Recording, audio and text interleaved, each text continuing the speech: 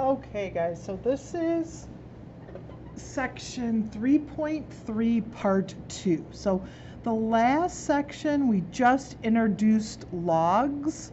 And remember, logs and exponents are related. And so in this section, we're going to go back to exponents, but we're going to need logs to solve. So we just kind of wanted to have some idea in the last section, since we're going to use logs to solve. I wanted you to have some idea of what a log was. So that's the purpose of the last section. Okay, so let's try this one. Let's just read this, solve for x. Everything today, we're going to have to solve equations. Okay, and we're going to use logs to solve equations. But let's just review. All right, so if we're adding, how do we solve for x? If we're adding, we know we simply subtract 3 from both sides, right? Okay, that gives us 7. Great. If we are multiplying 4x, don't forget 4x just means 4 times x. If we're multiplying, how do we undo multiplication? We divide. Okay, and so x equals 5/4. If you want to change it to a decimal, you can. You could do 5 divided by 4. That's okay. All right, here's our new stuff, though. What do we do? How do we solve when our variable is an exponent? So this was just kind of a review, just kind of different places that x can be. I wanted to let you know that, hey, you know how to solve these. But what about when the variable is an exponent? All right, and so the process is always the same. It's just a little weird. We're going to literally take a log of both sides. Log of 34 equals log of 5 to the x. Okay. Now, we just in the last section kind of talked about what a log was, but there are a ton of things to logs. And one of them is there's a whole bunch of laws, which is, we call them laws of logs. We try to be fancy in math, but it's just rules or things that logs follow. And one of those laws is what we're going to use every day today. And it is, once you take a log of both sides, this exponent rolls down in front as regular old multiplication. So the whole reason we put that log there is so, but we also have to put it on this side. You always have to do the same thing to both sides of the equation. Same thing to both sides, same thing to both sides. So log of 34 equals, I can actually write this as x times log of 5. If you have an exponent, that exponent can roll down in front of the log, and when it rolls down in front, it's regular old multiplication. That's a law of logs, one of the many laws of logs. And now we're in good shape. That's why this log is so important, because now we're just multiplying, now we divide. And now it turns into a calculator problem. 5. You want to literally type on your calculator log of 34 divided by log of 5. Listen closely, people. The logs do not cancel. It is not the same as 34 over 5. You must type into your calculator log of 34. If you got the fancy calculator, it'll put a parenthesis for you. So you have to, on your own, close it off, and then divided by log. It puts the parenthesis for you, which is kind of nice, but then you have to remember to close it off. You must divide that out. Log of 34 divided by log of 5. Okay, and that gives us 2.191. Okay. So here, log of 5s, if you have the exact same log, those do cancel. But I'm not just canceling out the logs. I'm canceling out the entire log of 5 with the entire log of 5.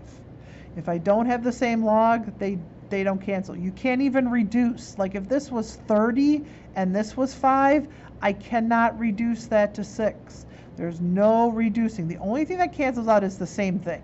If it's the exact same log, that cancels. Otherwise, you need to leave the logs and go to your calculator. Okay. All right, let's try this one. This one here, I have to get 3 to the x by itself. So the very first thing I have to do is divide by 8. Okay. Now, we've got a couple choices. Here, this turns out to be a nice 0.75. We could leave it as 6/8. We could reduce it down to 3/4, or we could write it as 0.75. All of those are okay. I think what I'll do, let's even just leave it as 6/8, because a lot in the homework are going to be fractions. So I think I'm going to leave it like that. Okay, but it's definitely obviously okay to reduce, and it is okay to change it to a decimal. Here it's nice because the decimal ends. If the decimal ends, go for it. If you have to round the decimal in the middle of the problem, I would say take it out like 4 or 5 places. Okay. All right, so just think of this as a number. How am I going to solve for x? You need, when x is an exponent, log both sides. When x is an exponent, you log both sides. And one of the laws of logs allows this exponent to roll down in front. So log of 6/8 equals x log of 3. And when you roll it down, it's regular old multiplication. So now I'm going to divide by log of 3. And x equals, these logs cancel because they're the exact same. Okay? Nothing over here cancels, people. Nothing over here cancels. Now it turns into a calculator game. Grab your calculator. You got to type all this in. Okay? Log of 6 divided by 8. And I know not all of you had the fancy one, but log of 6 divided by 8, close off my parenthesis, divided by log of 3. Okay? And that should give me negative 0.262. Remember, a negative answer for a log is okay. These guys cannot be negative. These bases cannot be negative. But the answer, that's more than fine. Okay? Okay, let's take a look. This is back to, take a look at this equation. We are coming back to y equals I1 plus r to the x. Okay. This is just a different version, and if I stands for initial value, I'm going to change this a little bit. We're going to change this. We're going to make this e, because this is always the end value. Okay, so we're now, instead of y, we're going to do e for end value. I stands for initial value, starting value. Okay, remember r was the rate, and x is almost always in terms of time. So most of the time, this is actually going to be a t because it's standing for time. Okay. So now if the question asks how long or when, either one, how long or when, we're looking for time. And so all of a sudden this is now going to be our variable. Okay. All right. So let's take a look. They gave us, let's see how much room, I'm going to slide this up. They gave us this equation though. So this is the end value, or no, so we know, get out of there. Let's do E equal, well, oh, I see, they did V. Okay, so that's fine. V equals 350 times, and this is just times, I'm just going to put a parenthesis, 1.3 to the t. Okay. The value of a certain account after t years is given by this formula. How long, that is time, I'm looking for time, my answer is time, will it take for the value of the account to increase to 675? 675 is my end value. 675 is my end value, so that goes here. 675 equals 350, 1.3 to the t. How am I going to solve that for t? So the first thing I'm going to do is divide by 350. Can we see? We're running out of room here. Okay.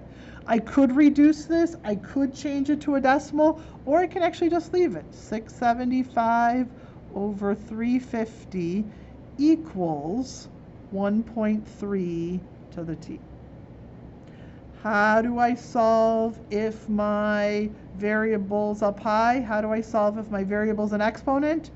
Log both sides. I'm going to try to sneak it in here. Log of 675 over 350 equals log of 1.3 to the t. Okay? Why on earth do I take a log of both sides? Because this law of logs says this can roll down in front. So now I've got log of 675 over 350 equals t times log of 1.3. It rolls down as regular old multiplication. And now how do I solve regular old multiplication? I divide. So I divide by log of 1.3. Nothing, these cancel because they're the exact same. Nothing over here cancels. I got to type that all into my calculator. Okay, so now it's just a matter of log 675 divided by 350. Close that off because that's my top. Divided by log of 1.3. And I should get something like 2.5. Okay, how long? So 2.5, t is in years, so 2.5 years. Okay. All right, let's try another one. They're very similar to that. Very, very similar. So just take your time. Okay, a certain population is growing according to this formula. What is the tripling time? So literally here they say, what is the tripling time for this population? I want time. I'm looking for time. All right, now this is a little bit harder. There's no other number, but I have two variables. I have two variables. Where here, remember this is end value equals initial value times, that x is just times 1.04 to the t, or this is even what, 1 plus r, right? 1 plus r to the t. This is my initial value. This is my starting. This is my start. So we actually have to think on this problem. Oh boy, look out. All right, so this is my start.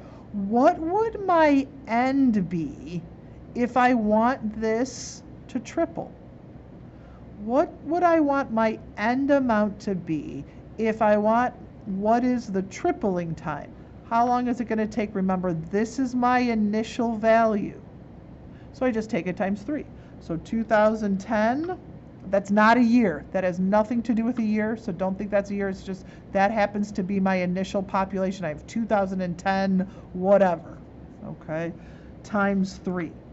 So if I take it times 3, I get 6,030, okay, equals the 2010 times 1.04 to the t. Okay, I'm looking for time, so it makes sense that that's my variable. Okay, now, so this was a little bit harder. The tripling, you had to take this number on your own and triple it. I had my end value had to be triple my start, so I have to take it times 3. Okay, now this is kind of cool because how do I undo that multiplication? I divide. And this will kind of tell me that I did everything right. Normally I would just leave this, but what happens when I divide this out? We might as well at least try. When I divide this out, I don't know if there's a glare or not. If I do 6,030 divided by 2010, I get 3. And that's kind of like, okay, yeah, it was supposed to triple. So I'm in perfect shape, 1.04 to the t. You can leave it like this, but I always usually try to check it. If I know it's going to turn out to be a nice number, then I might as well do that. If it's a big long decimal, then I usually leave it as a fraction. If it is a big long decimal and you don't like fractions, then just take it out 4 or 5 places. That's okay. All right, how do we solve this for t? How do we solve this for t? When your variable's up high, log both sides. You need to take a log of both sides. Why do we take a log of both sides? Because the law of logs, there's a law that says this exponent rolls down in front as regular old multiplication. So now I've got log of 3 equals a regular old t times log of 1.04. Okay. Regular old multiplication, so what undoes multiplication? Division. Divide by log of 1.04. Nothing cancels over here, people. You gotta type it in. Here, if it's the exact same thing, they do cancel, but nothing cancels here. The logs do not cancel. You need to type that in. Log of 3, close off the parenthesis, divided by log of 1.04. Okay, and you should get something like 28.01. Okay, does it tell us? It doesn't tell us what t is. Usually we can assume years, so we'll just write years, but it really should have told us. All right, this is long. There's a lot of information here. Have you ever heard of dating something using carbon dating? In a couple sentences, he's trying to help us understand carbon dating here. This is mainly the important thing. We'll come back to this in a minute. It says, as long as an organism is alive, the level of carbon-14 remains the same. Then when it dies, it no longer absorbs carbon-14 from the air. It's getting, the carbon-14 stays the same as long as it's alive, but it's actually getting it from the air. And so when it dies, it no longer absorbs the carbon, and the carbon-14 in the organism starts to decay. Carbon-14 has a half-life of 5,770 years. Okay? A fallen tree was found in the woods. It has 1/5 of the carbon-14 of a modern tree. Okay? How long ago did the tree die? Okay. All right, let's read up here just a little bit more. This up here is just a little bit more about this carbon-14, about carbon dating. An isotope known as carbon-14 is radioactive and will decay into the stable form of nitrogen-14. Okay, assume that the percentage of carbon-14 in the air over the past 50 years has stayed about constant. So if we're going to compare a tree that's died a long time ago and we're looking at its carbon-14, we have to assume that the carbon-14 when it died was still the same as it is today. So that's why this sentence is here. Assume that the percentage of carbon-14 in the air over the past 50 years has been about the same. So that's important because if the carbon level changes, then everything else kind of changes. But carbon is pretty consistent, and it stays in the organism consistent with what's outside in the air as long as it's alive. And then when it dies, then the carbon starts to decay and talk about half-life. All right, so who remembers what the formula for half-life is? Remember, and now we're even going to make it easier. End amount equals initial amount. It's automatically 0.5, and we just have to remember that n is the number of half-lives. That's going to come into play into this equation as well. Okay, and I'll give you this on the test. Okay, now this is another thing, kind of like here where we kind of just had to come up with numbers. We don't have an initial amount and we don't have an end amount. But 1/5 of the carbon-14 is still in the tree. 1/5.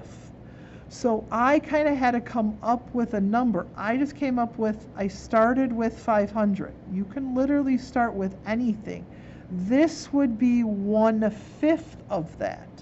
What is 1/5 of 500?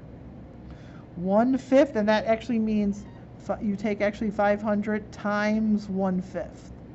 1/5 of 500, and 500 times 1/5 is 100. Okay. So we had to come up with a combination where this is 1/5 of this number. I could have chose any number I like. I could have done 1,000. If I put 1,000 here, then I would have to take 1,000 times 1/5, and that would have been 200. So if I would have put 1,000 here and then put 200 here, that would have been okay also. I had to come up with two numbers where this number was 1/5 of this number. Okay, so if I chose to do 1,000, 1/5 of 1,000 is 200. All right, and then so it doesn't matter. Let's actually do. Let's use the 2,000, the 1,000, and the 200. That's okay. I'll show you why it doesn't matter in a second.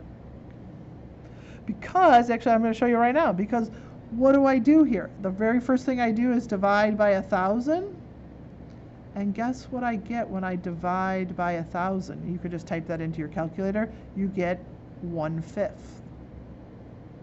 Guess here, if I would have done this one, let me even write it off to the side. 100 equals 500.5 to the n. If I divide by 500, guess what I get? I get 1/5. So as long as this number is 1/5 this number, it doesn't matter. It's going to divide out, and you're going to get 1/5. Okay. And we could actually use 1/5. Here we could leave it as a fraction, but because the decimal ends, we could definitely change this to 0.2. 1/5 is the same as 0.2. Okay. So some of these are a little bit harder because you have to come up with the numbers on your own. Okay, so take your time, make sure that you reference this note sheet. Okay, so now we're in good shape though. I'm just going to rewrite it over here. If my variable is an exponent, log both sides. So log of 0.2 equals log of 0.5 to the n. Why do I take a log? Because this rolls down in front. So log of 0.2 equals n log of 0.5. Rolls down as regular old multiplication, and so now I divide. Make sure that do not lose those decimal points. Nothing cancels, people. You must type that all into your calculator, and that should give you 2.32. Log of 0.2, close it off, divided by log of 0.5. Okay. Okay, now this is not my answer. If you type this into WebAssign, after all that work, you're still going to get it wrong. Because this is the number of half-lives. Okay, that's the number of half-lives. I want how many years? Okay, every half-life is 5,770 years. Every half-life, and I have 2.32 of those. So I'm going to sneak it on right here. I have to do 2.32 times 5,770. And that will give me the years. One half-life. One half-life is 5,770. Two half-lives is 2 of those. So I'd have to take 5,770 times 2. Okay, so that's around 11,000. And then I'm at 2.32. So I just literally do 2.32. Let's do that. 2.32 times 5,770. And that takes us to 13,386.4. It'll probably say round. I think it says round to the nearest whole number. So that would be the 13,386 years. Okay, they're definitely a little bit harder. Okay, so make sure that you reference the note sheet. Try your best. Let's just see how it happens. Okay, let's see what happens. All right, this one says what? You have $450 to buy a computer. You find an investment that increases by 0.4% each month. Okay, 0.4% each month. You put your $450 into an account. When will the account enable you to purchase a computer costing $625? Okay, so this one is going to use this. End amount equals initial amount times 1 plus r to the x. Okay, that guy is definitely, because we have a percent, we know we're using our exponent equation. This time they didn't give us an equation at all. This time, up here they didn't. We had to remember the half-life equation. Here we have to remember the exponential equation. Okay, what's our initial amount? How much do we have right now? In our hands, we have $450. What's the end amount? We want to see this $450 grow until we can buy the computer. So we want this to grow until it reaches $625, because that's the price of the computer. And that's literally, we want our money to go from $450 to $625, because then we'll have enough for the computer. Okay. 1 plus, now be very careful, it is a percent of 0.4. So I still have to move it 2 places to the left. So it's 0.004. Okay, and my exponent is time, specifically in months. Okay, because this rate correlates to months. Okay. Okay, so you had to come up with the equation, you had to get everything plugged in right. Now we're in really good shape. We can add these two together. 625 equals 450. This would be 1.004 to the t. Okay, first thing I'm going to do, divide by 450. Okay, so 625 divided by 450. I think it's a yucky decimal. Okay, so I can either work with this fraction, I can reduce that down, or I can work with the decimal. I just want to take it out of a place. So I'm going to do 3, and then I'm going to do at least a few 8s, and then take it to a 9. Okay, and then that equals 1.004 to the t. All right. If you want to do 625 over 450, that's great. Let's see, what would that be if we just reduced it?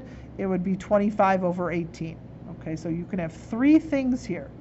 You can have 625 over 450, you can have 25 over 18, or you can have this decimal. All 3 are okay.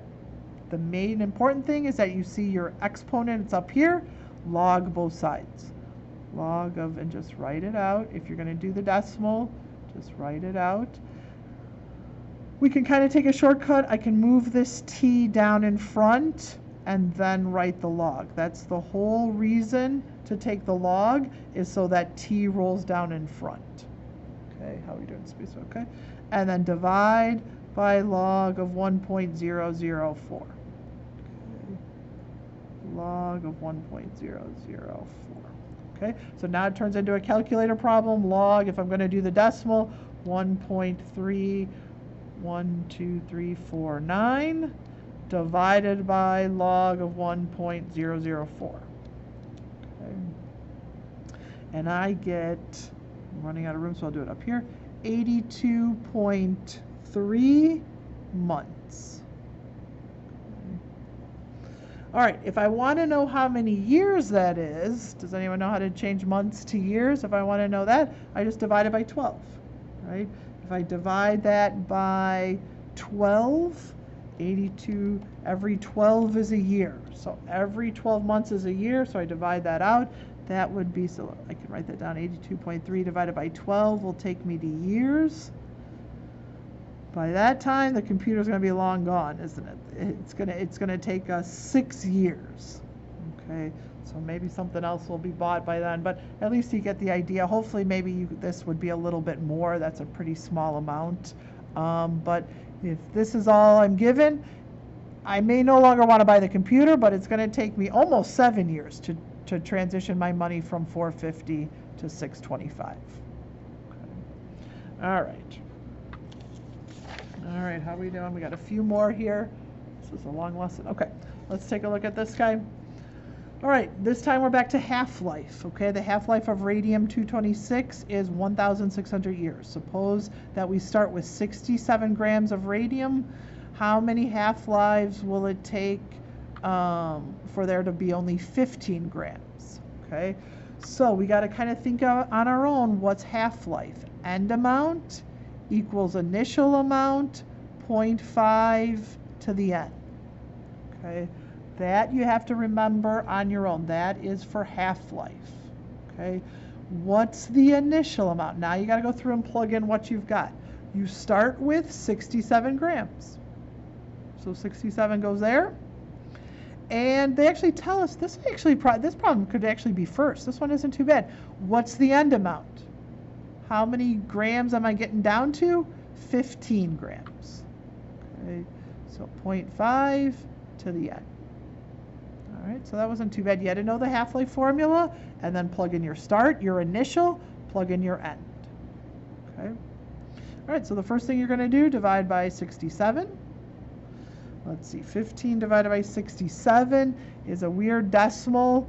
I don't It doesn't reduce, so I'm just going to, for this problem, you could do the decimal if you want. This time I'm just going to leave it as a fraction, 0.5 to the n. Okay. Log both sides. Take a log of both sides. I didn't take the shortcut here, but the shortcut is I could roll that down in front. The whole reason you take the log is so that that exponent can roll down in front. Okay. And then it rolls down as multiplication. To undo multiplication, you divide. Okay. And now it just turns into a calculator problem. Remember, n is your number of half-lives. So I'm going to do log of 15 divided by 67, and then divided by log of 0.5. And I should get 2.16. Okay. That's your number of half-lives. That is half-lives. Now, how many years is that? How do I transition that to years? Well, that's where this comes into play. It takes this many years for a half-life. So I take 2.16 times a 1,600. If I had 1 year, it would be 1,000, or I'm sorry, if I had 1 half-life, it would be 1,600 years. If I had 2 half-lives, I would take this times 2. I have a little bit more than 2 half-lives. I have 2.16, so I do literally 2.16 times 1,600, and that gives me 3,456 years. Okay, so this is the number of half-lives, and then I had to take it, this was a number we hadn't used yet, because that is when I change half-lives to years. Okay. All right, let's try, we got 3 more here. Suppose you make an investment of $500 that you are not allowed to cash in for 20 years. So you can't touch it for 20 years. Unfortunately, the value of the investment is decreasing by 8%. How long will it be before your investment decreases to half of its original value? Okay, so end value equals initial value, 1 plus r to the x. Okay.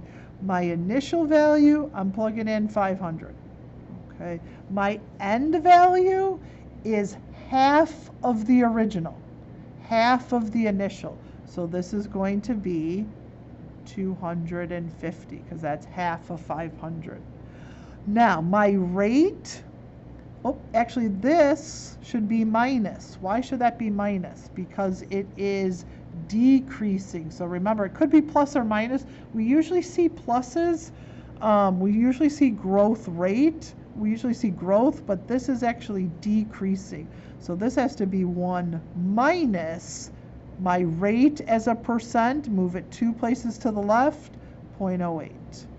Okay, and it's how long. So this is a time. Okay, this percent is in years, so my answer will be in years. Okay. I divide by 500, and there is my 1/2, my 0.5, which makes sense because I wanted half of its original. This I could also do 1 minus 0.08, takes me to 0.92, that's this guy here, to the t. Now we're in good shape. Log both sides. I can take my shortcut. The reason I log both sides is so that t rolls down in front. So I did 2 steps in one there. I took the log and then I rolled it down. And then divide.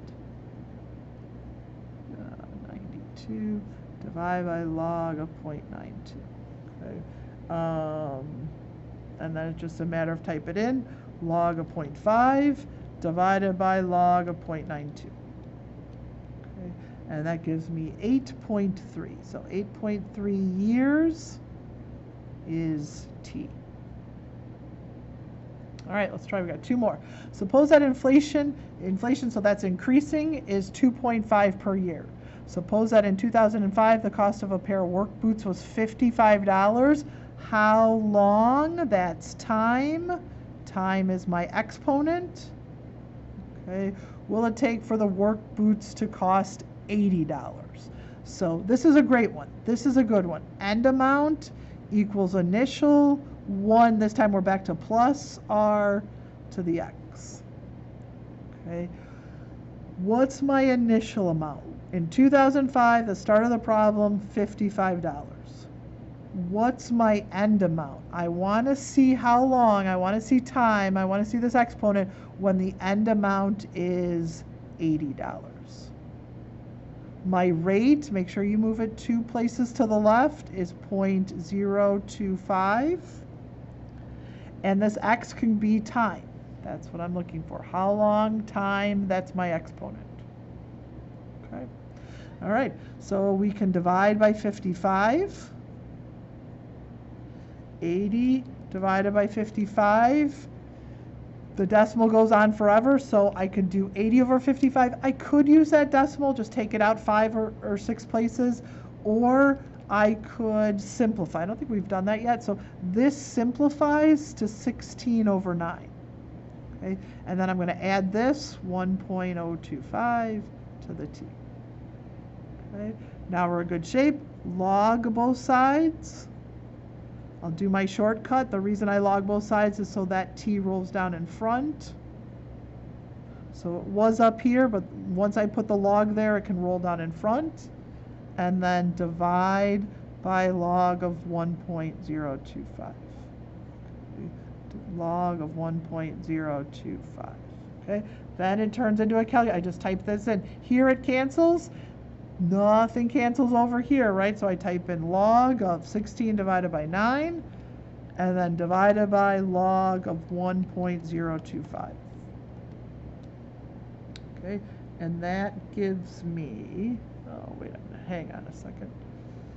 Is that right? 80, wait, let me back it up. 80 divided by 50, oh, wait a minute, 80 divided by 55?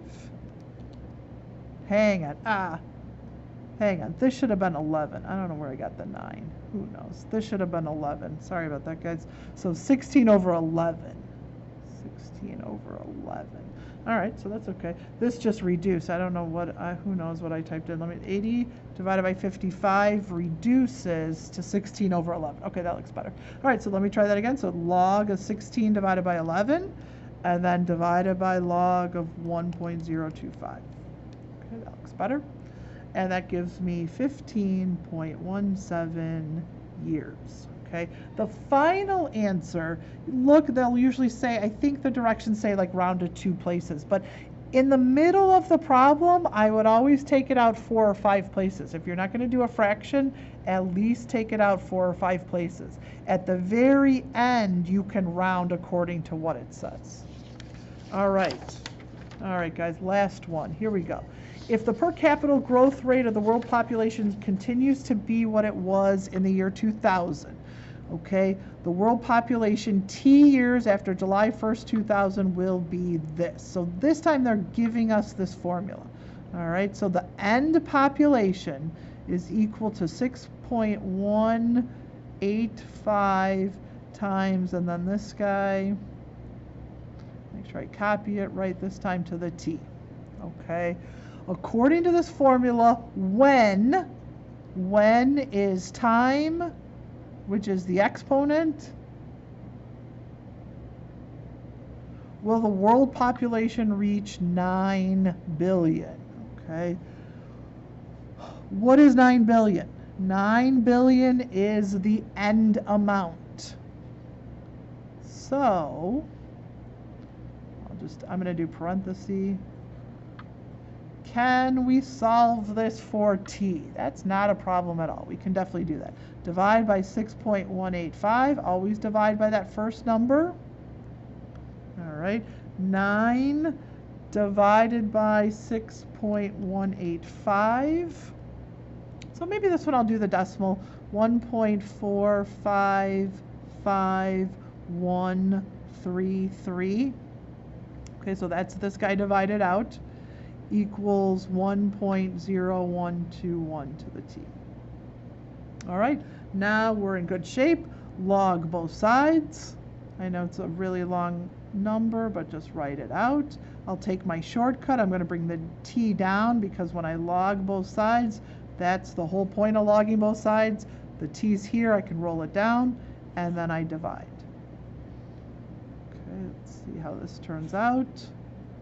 Log of 1.0121, and then I just grab my calculator. Log of 1.455133 divided by log of 1.0121, and it should be something like 31.2 years. Okay. Good. All right, so now when will that actually occur? In 31 years, but this was all based off of July 2000. So it would be in the year 2031, right? There's a little bit more, and actually we're not even starting until July. So it's a few months after July. I think if we figure it out, it would actually be October. But in the year 2031 is when we would hit a population of 9 billion. Okay, but that's only if the population increases according to this formula. All right, that was a long one. Give it a try. Email me with questions.